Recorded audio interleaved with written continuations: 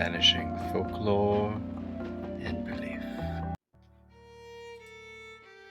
Beside the Fire, a collection of Irish Gaelic folk stories, circa 1910, public domain reading.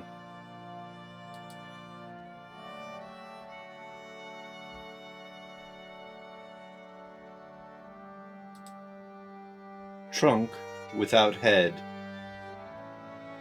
Long ago there was a widow woman living in the county Galway, and two sons with her whose names were Dermod and Donal.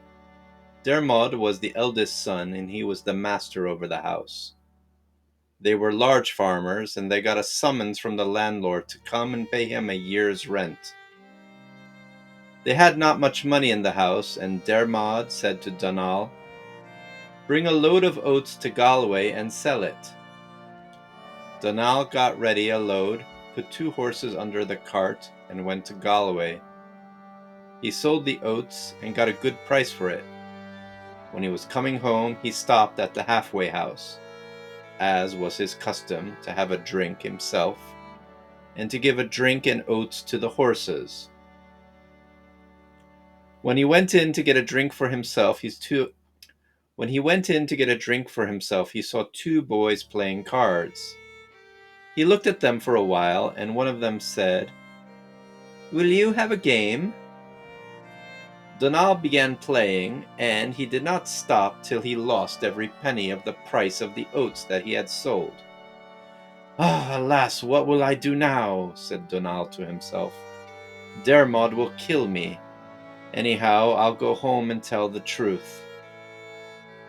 When he came home, Dermod asked him, "Did you sell the oats?" "I sold and got a good price for it," says Donal. "Give me the money," says Dermod. "I haven't it," says Donal. "I lost every penny of it playing cards at the halfway house again." "My curse and the curse of the 24 men on you," says Dermod. He went and told the mother the trick Donal did. "Give him this pardon this time," says the mother, "and he won't do it again." "You must sell another load of oats tomorrow," says Dermod, "and if you lose the price, don't come home." On the morning, the day on the morrow, Donal put another load on the cart, and he went to Galway. He sold the oats and got a good price for it. When he was coming home and near the halfway house, he said to himself, "I will shut my eyes till I go past that house, for fear there should be a temptation for me to go in." He shut his eyes, but when the horses came as far as the inn, they stood and would not go a step further, for it was their custom to get oats and water in that halfway house every time they would be coming out of Galway. He opened his eyes, gave oats and water to the horses, and then he went in himself to put a coal in his pipe. When he went in, he saw the boys playing cards. They asked him to play and said that perhaps he might gain all the money that he had lost the day before. As there is a temptation on the cards, Donal began playing, and he did not stop until he lost every penny of all that he had once again. "Alas, there is no good in my going home now," says Donal. "I'll stake the horses and the cart against all I lost." He played again, and he lost the horses and the cart. He did not know what he should do.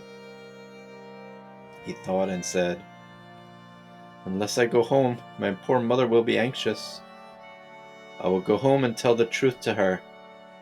They can but banish me." When he came home, Dermod asked him, "Did you sell the oats? And where are the horses and the cart?" "I lost the whole lot playing cards, and I would not come back home again except to leave ye my blessings before I go." "That you may not ever come back or put a penny on your price," said Dermod, "and I don't want your blessing." He left his blessing with his mother, and went traveling looking for service. When the darkness of the night was coming, there was a thirst and hunger on him. He saw a poor man coming to him, with a bag on his back. He recognized Donal and said, "Donal, what brought you here? Or where are you going?" "I don't know you," said Donal. "It's many's the good night I spent in your father's house."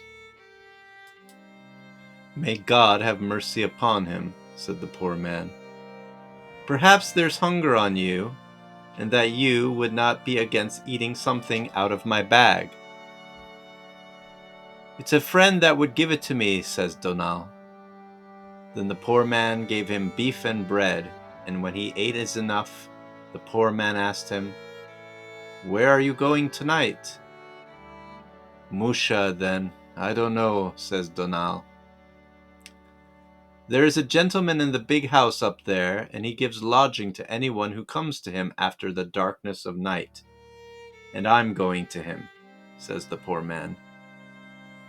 "Perhaps I would get lodgings with you," says Donal. "I have no doubt of it," says the poor man.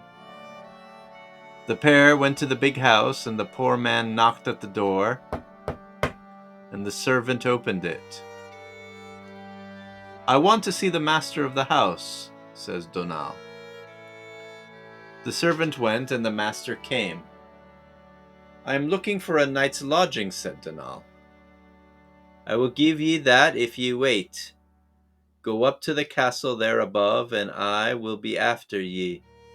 And if ye wait in it till morning, each man of ye will get 50 10-penny pieces, and ye will have plenty to eat and drink as well, and a good bed to sleep on." "That's a good offer," said they. "We will go there." The pair came to the castle, went into a room, and put down a fire. It was not long till the gentleman came, bringing beef, mutton, and other things to them. "Come with me now, till I show ye the cellar. There's plenty of wine and ale in it, and ye can draw your enough." When he showed them the cellar, he went out, and he put a lock on the door behind them. Then Donal said to the poor man, "Put the things to eat on the table, and I'll go look for the ale." Then he got a light and a cruskin, a jug, and he went down into the cellar. The first barrel he came to, he stooped down to draw out of it, when a voice suddenly said, "Stop. The barrel is mine." Donal looked up and saw a little man without a head, with his 2 little legs spread straddlewise on a barrel. "If it is yours," says Donal, "I'll go to another." He went to another, but when he stooped down to draw, Trunk without head said, "That barrel is mine." "They're not all yours," says Donal. "I'll go to another one." He went to another one, but when he began drawing out of it, Trunk without head said, "That is mine." "I don't care," said Donal. "I'll fill my cruskin." He did that and came up to the poor man, but he did not tell him that he saw Trunk without head. Then they began eating and drinking till the jug was empty. "Then," said Donal, "it's your turn to go down and fill the jug." The poor man got the candle and the cruskin and went down into the cellar. He began drawing out of a barrel when he heard a voice saying, "That barrel is mine." He looked up, and when he saw Trunk without head, he let cruskin and candle fall, and off and away with him to Donal.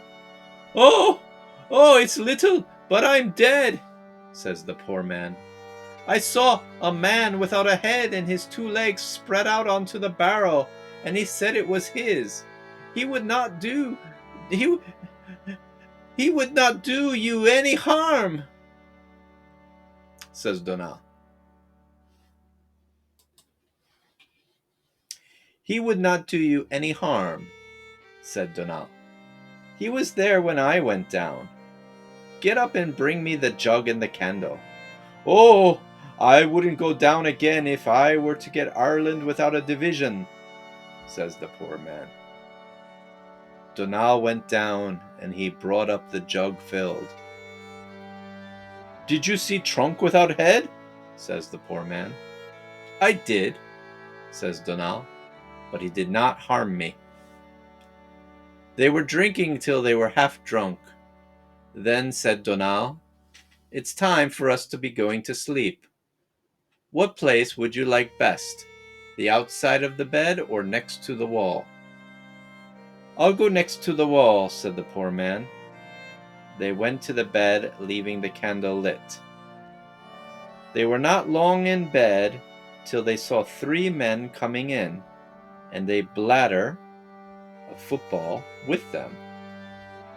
They began beating béaloidis, playing at ball, on the floor, but there were 2 of them against 1. Donal said to the poor man, "It's not right for 2 to be against 1," and with that he leaped out and began helping the weaker side, and he without a thread on him. They began laughing and walked out. Donal went to bed again, and he was not long there till there came in a piper playing sweet music. "Rise up," says Donal. "Until we have a dance, it is a great pity to let good music go to loss. For your life, don't stir," says the poor man. Donal gave a leap out of the bed, and he fell to dancing till he was tired. Then the piper began laughing and walked out. Donal went to bed again, but he was not long there till there walked in 2 men carrying a coffin. They left it down on the floor, and then they walked out. "I don't know who's in the coffin, or whether it's up to us for who it's meant to see," said Donal. "I'll go till I see." He gave a leap out, raised the board of the coffin, and found a dead man in it. "By my conscience, it's the cold place you have," says Donal. "If you were able to rise up and sit at the fire, you would be better." The dead man rose up and warmed himself by the fire. Then said Donal, "The bed is wide enough for 3. Donal went in the middle, the poor man next to the wall, and the dead man on the outside. It was not long until the dead man began bruising Donal, and Donal bruising in on the poor man, until he was all as one as dead, and he had to give a leap out through the window, and to leave Donal and the dead man there. The dead man was crushing Donal, then until he nearly put him out through the wall. "Destruction on you," said Donal. "It's you, the ungrateful man. I let you out of the coffin. I gave you a heat at the fire and a share at my bed, and now you won't keep quiet, but I'll put you out of the bed." Then the dead man spoke and said, "You are a valiant man, and it stood you upon to be so, or you would be dead." "Who would kill me?" said Donal. "I," says the dead man. "There never came any one here this 20 years back that I did not kill. Do you know the man who paid you for remaining here? Yes, he was a gentleman, said Donal. He is my son, said the dead man, and he thinks that you will be dead in the morning. But come with me now. The dead man took him down into the cellar and showed him a great flag. Lift that flag. There are 3 pots under it, and they are filled with gold. It is on account of the gold they killed me, but they did not get the gold. Let yourself have a pot, and a pot for my son, and the other one divided for the poor people. Then he opened a door in the wall and drew out a paper and said to Donal, Give this to my son, and tell him that it was the butler who killed me for my share of the gold. I can get no rest until he's hanged, and if there is a witness wanting, I will come behind you in the court without a head on me, so that everyone can see me. When he will be hanged, you will marry my son's daughter. Come to live in this castle. Let you have no fear about me, for I shall have gone to eternal rest. Farewell now. Donal went to sleep, and he did not awake till the gentleman came in the morning, and he asked him if he had slept well, or where did the old man whom he left with go. I will tell you another time. I have a long story to tell you first. Come to my house with me, says the gentleman.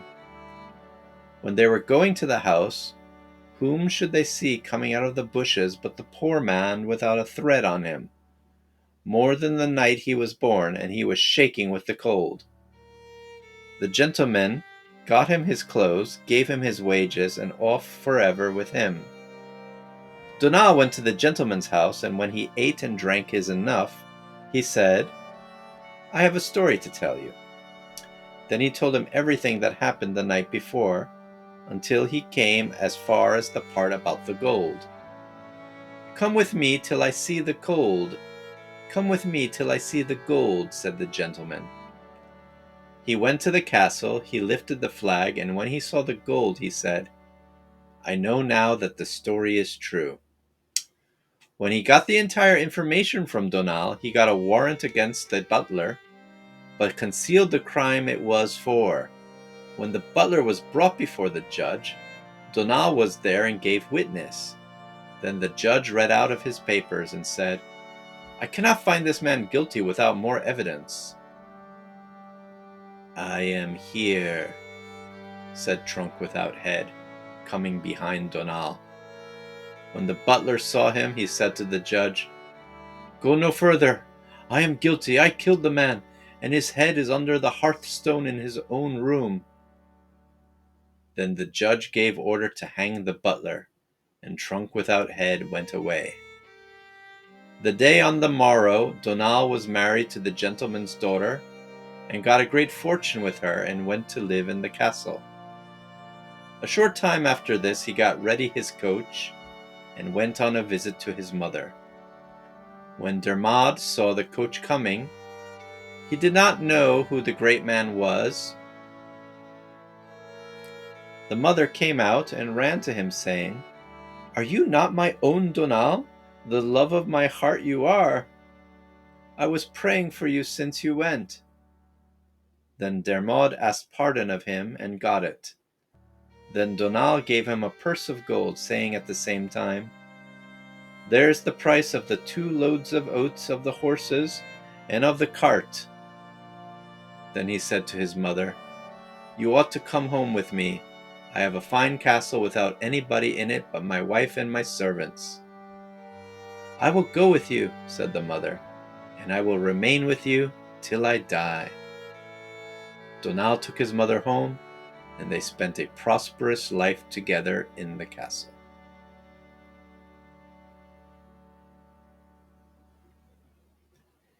If you enjoyed this Gaelic folk story, I would love it if you click the subscribe button right now.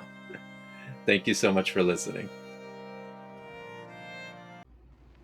Vanishing folklore and belief.